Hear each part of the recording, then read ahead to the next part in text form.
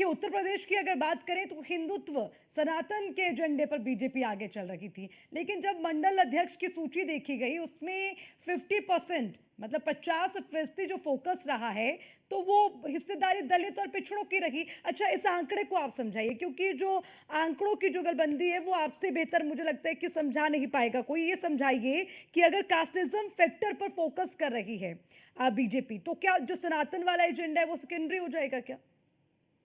Good evening Archana. Good evening to my fellow friends. देखिए, ऐसा है जी। कि जितने भी कास्ट की बात की जाती है वो कास्ट हिंदू धर्म के अंतर्गत आते हैं, हम्म। सनातन धर्म के अंतर्गत आते हैं। ऐसा नहीं कि कुर्मी सनातनी नहीं है, यादव सनातनी नहीं है, क्षत्रिय सनातनी नहीं है, ब्राह्मण सनातनी नहीं है, या दलित सनातनी नहीं है। ये तो गलत हो जाएगा। हम्म। सनातन एक धर्म है, उसके अंतर्गत वर्गीकरण 200 साल पहले कर दिया गया। उसके पहले हमारे देश में कोई भी जातिवाद नहीं था, ना ही कोई जाति हुआ करती थी। वर्ग हुआ था, वर्ण हुआ था, वर्ण व्यवस्था थी। चलिए, इस पर नहीं आते, मुख्य प्रश्न में आते हैं। देखिए, जी। ऐसा है कि जब राजनीति करनी है प्रदेश में, तो राजनीतिक समीकरण को समझना पड़ेगा।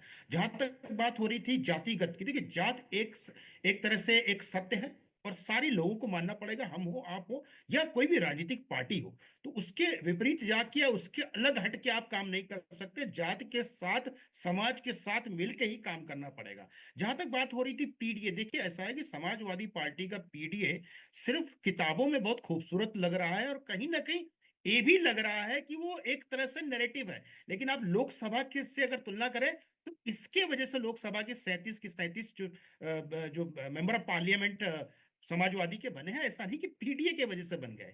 उसमें एक नरेशन सेट था, उसमें एक कारण था, उसके पीछे बहुत से महत्वपूर्ण मुद्दे थे। जी। इसकी वजह से बन गया। ऐसा नहीं है कि दलितों ने पूरा वोट समाजवादी को दे दिया, हम्म। कुर्मियों ने सारे वोट दे दिए, या अन्य पिछड़ा वर्ग जो भी हमारे पिछड़े वर्ग है उन्होंने वोट दे दिया। ऐसा कुछ भी नहीं है। वो समीकरण को इस समीकरण से ना जोड़ा जाए। लेकिन हाँ, ये बहुत महत्वपूर्ण हो जाता है अर्चना जी, कि जातिगरण समीकरण करना है। 2 साल बाद चुनाव है, और चुनाव को मद्देनजर रखते हुए कहीं ना कहीं, देखिए, एक पार्टी ने नैरेटिव बनाया है, तो उस नैरेटिव को ध्वस्त कैसे किया जाएगा, उस पर चिंतन मरण और उसके लिए स्ट्रेटेजी बनाना बहुत जरूरी हो जाता है। अभी हमारे एक मित्र बोले थे 11 यादव हो जाने से कुछ नहीं हो। देखिए, ऐसा है कि बहुत सारे यादव हर जगह होंगे, किसी कहने पे वोट नहीं पड़ जाएगा।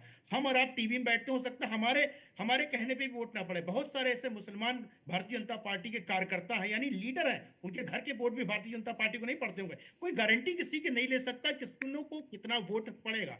जहां तक बात हो रही थी कि समीकरण भारतीय जनता पार्टी का और दूसरों का समीकरण की बात करें, देखिए, संगठन अगर आपका मजबूत नहीं होगा और सबको साथ लेके नहीं चलेंगे, तो आप चुनाव में जीतना मुश्किल हो जाएगा। और यही महत्वपूर्ण हो जाता है कि आपको संगठन, चुनाव 2027 में होने हैं, आज हम 2025 के तीसरे दिन बैठे हैं, शुरुआत के हम्म। तीसरा दिन है आज। और उस पे समीकरण अगर कोई पार्टी बना रही है, तो समझना पड़ेगा कि उसकी दूरदर्शिता कहीं ना कहीं दर्शाता है कि वो अपनी प्लानिंग को एग्जीक्यूट करने के लिए ज्यादा से ज्यादा समय लेना चाहते हैं, उसका काउंटर कर सके। जी। जहां तक बात हो रही थी हमारे एजुकेशन की बात हुई, हम्म। अनएम्प्लॉयमेंट की बात हो गई, हम्म। और लोग बात कर रहे थे देश आजादी के। मैं उस अगर आंकड़े देने लगूंगा तो भागने के लिए जमीन नहीं मिलेगी किसी को। देखिए, जहां तक बात हो रही थी अनएम्प्लॉयमेंट के, 17% अनएम्प्लॉयमेंट उत्तर प्रदेश का था।